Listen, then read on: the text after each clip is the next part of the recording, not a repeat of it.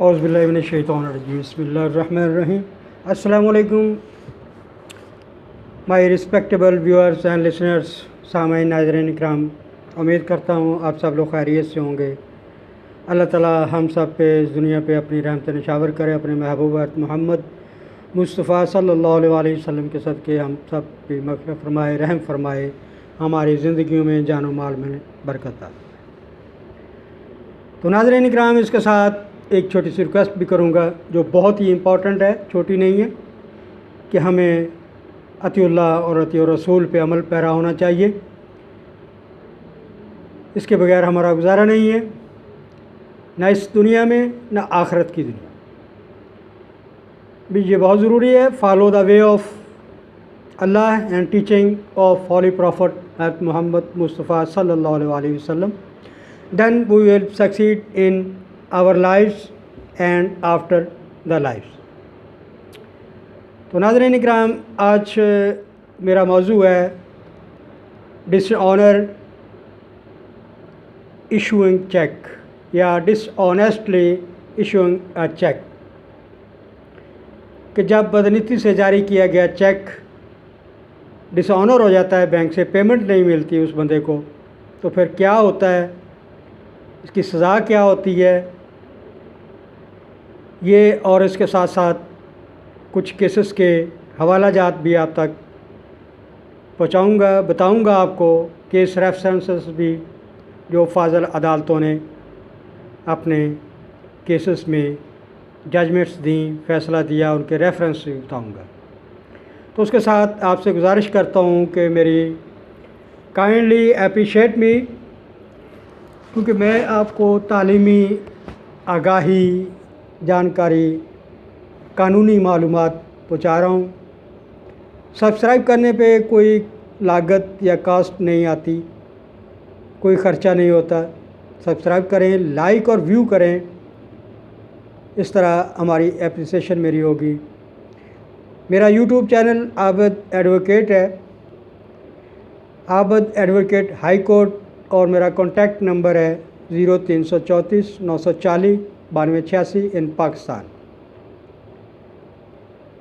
तो my respectable listeners and viewers, we come on our today's topic, dishonestly issuing a check under section 489F Pakistan penal code मजमूआ ताज़ीरात पाकिस्तान और banking codes laws के तहत दफ़ा 499 क्या कहता है।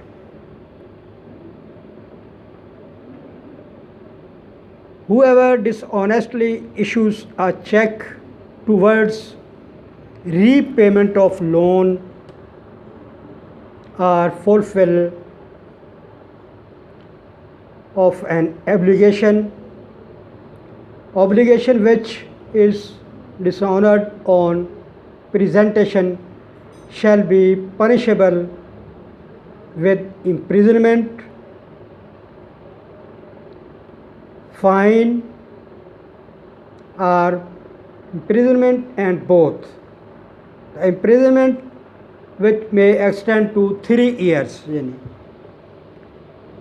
और बोथ, सज़ा और जुर्माना दोनों भी हो सकते हैं। अनलेस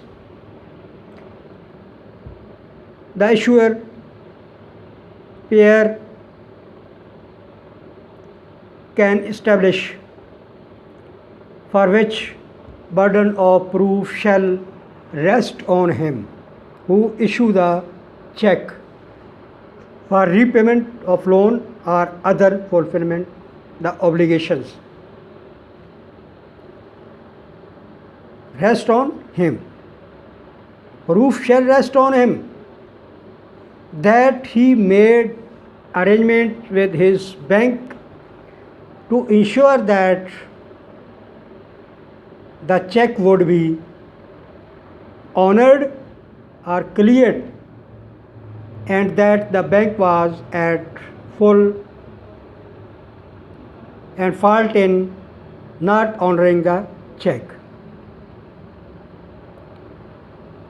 तो नाज़रीन इकराम, इसका मतलब ये है कि अगर एक बंदा परचेज़र जो है या लोन लेने वाला या कर्ज ख्वाह जो है वो बैंक से लेता है, किसी सप्लायर से माल उठाता है, किसी दुकान से, शॉप से, मार्केट से माल उठाता है अपनी ज़रूरियात के लिए, कारोबार ज़िंदगी को चलाने के लिए। मगर उसने जब टाइम दिया उस सेलर को कि फ़लाँ तारीख पे आपको पेमेंट करूँगा, या उसी दिन वो पेमेंट करता है और वो बज़रिया चेक पेमेंट करता है,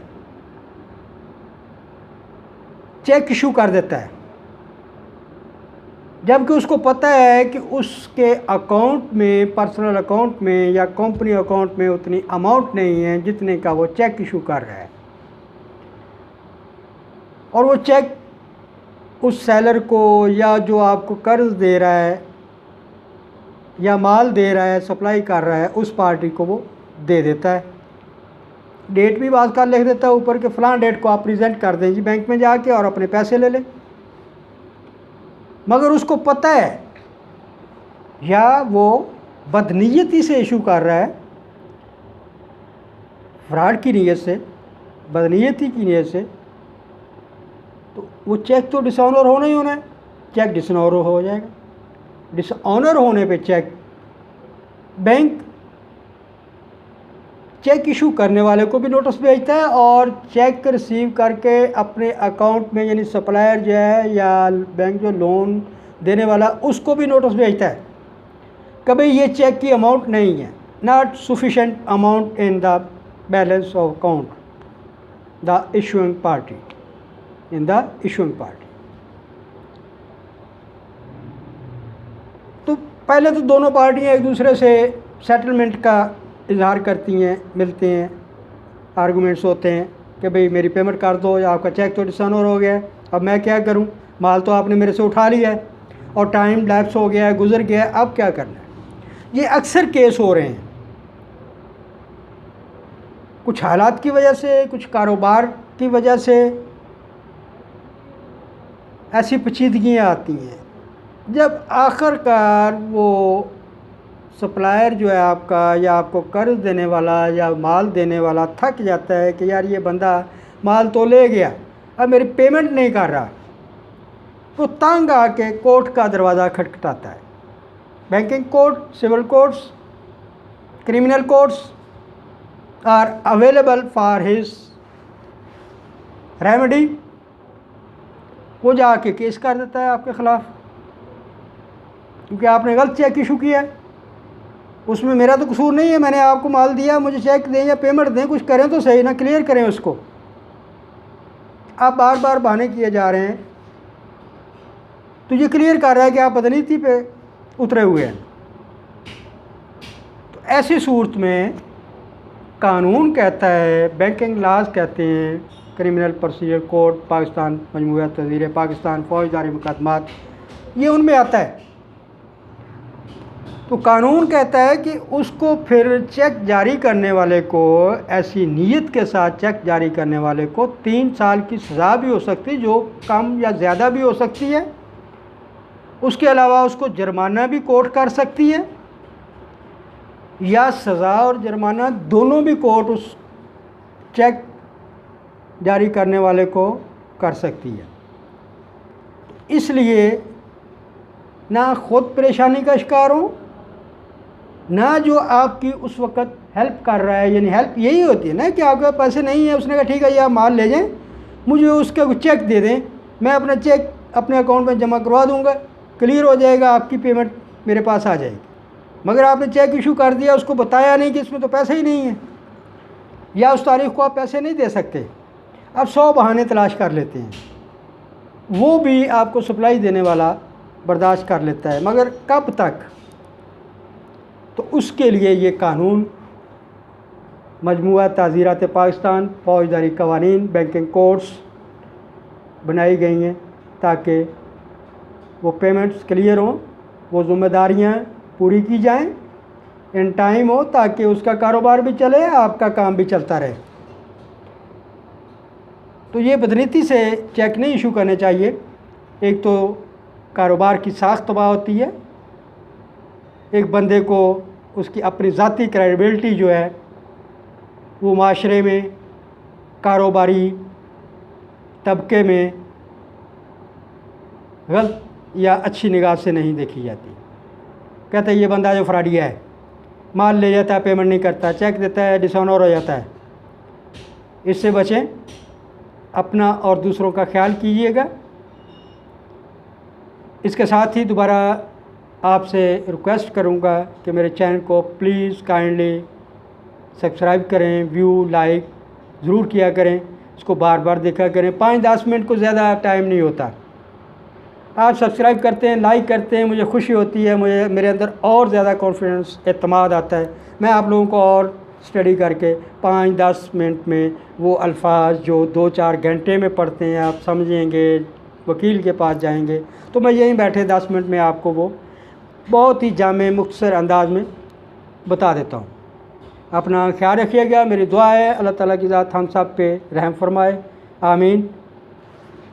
गॉड ब्लेस यू। अल्लाह हाफिज़।